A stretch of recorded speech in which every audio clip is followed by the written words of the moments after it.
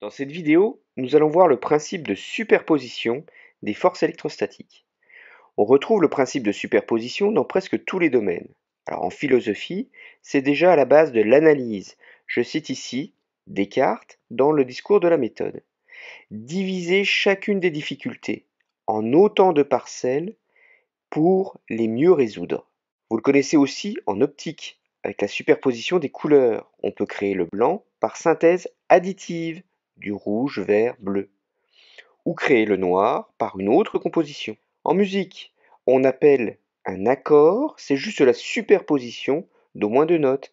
L'accord parfait, c'est l'accord de trois sons. Alors vous l'entendez ici quand on appuie sur trois touches de piano. Même chose avec la matière, grâce à la différence entre les masses volumiques, on peut superposer les liquides. Cela suppose juste qu'il n'y ait aucune interaction chimique entre les couches. Un dernier exemple en géologie. Il suffit d'observer, à la porte de la Bourgogne du Sud, dans le Mâconnais, la roche de Solutré. On a aussi une superposition de sédiments. Vous voyez du calcaire au sommet de la roche et de l'argile là où sont plantées les vignes. On parle de strates, et ces strates permettent la datation des temps du Jurassique. Alors à retenir ici, là non plus, il n'y a pas eu de mélange des roches. Alors je vous lis le principe de superposition pour l'électrostatique. La force totale due à un ensemble de charges, c'est la somme vectorielle de l'effet de chaque charge prise individuellement. Alors reprenons l'exemple de la vidéo précédente sur les forces de Coulomb. Nous avions considéré uniquement deux charges, Q1 et Q2. Imaginons que nous ajoutions une troisième charge, Q3, à proximité de la charge Q2.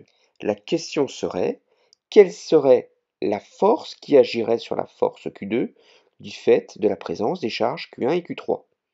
On cherche donc F1,3,2. Donc je traduis en équation le principe de superposition. F1,3,2 est égal à F1,2 plus F3,2. Alors c'est l'occasion pour vous de revoir des rappels mathématiques, comment on additionne les vecteurs et quelle est la norme d'un vecteur. Pour simplifier, on va nommer le vecteur grand A pour la force F1,2 et le vecteur B pour la force F3,2. Et on va chercher le vecteur grand C qui est la somme de A et de B. La première approche est analytique. On se place dans un repère orthonormé avec deux axes x et y perpendiculaires. Alors on va noter u de x et u de y, les vecteurs unitaires de norme 1 qui sont orientés respectivement sur les directions x et y. Le vecteur grand A a une composante suivant l'axe x qu'on nomme a de x, c'est la norme de A. Le vecteur A a une composante de la même manière sur AY, c'est AY, et ici, il est nul.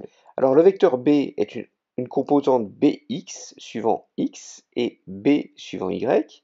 Pour calculer BX, je vais me placer ici dans le triangle jaune. Je me rappelle de mes formules de trigonométrie, c'est un prérequis. Le cosinus, c'est le côté adjacent sur l'hypoténuse. Donc cosinus bêta, c'est BX sur la norme de B. Donc BX égale B cos bêta. Pour obtenir BY dans le même triangle jaune, on passe par le sinus de l'angle, le côté opposé BY sur l'hypoténuse B. On en déduit que BY, ça vaut bien B sinus bêta. On ajoute ensuite les vecteurs A et B. Donc la composante de C sur U de X, c'est la somme des composantes de AX et BX.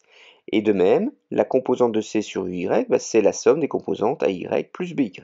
Alors donc sur le graphique, le long de l'axe des X, je vais reporter la longueur BX.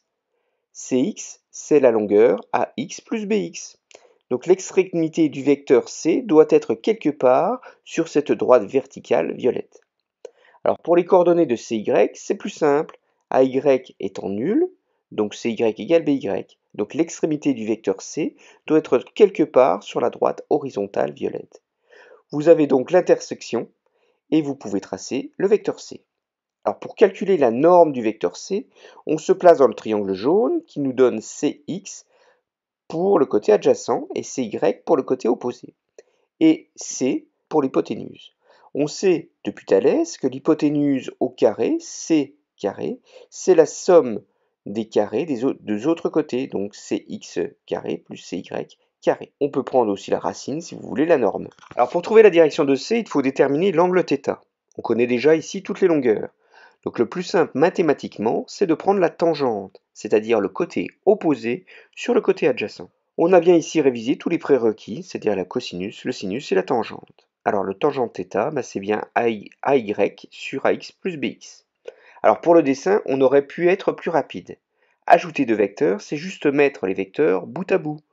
Donc je glisse B avec le même angle pour le mettre en bout de A, et je trace C.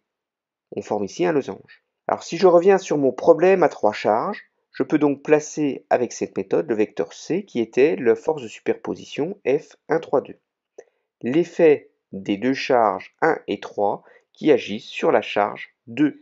Alors pourquoi ce principe fonctionne-t-il? C'est l'ensemble de ces expériences en électrostatique et en électromagnétisme qui viennent vérifier ce principe.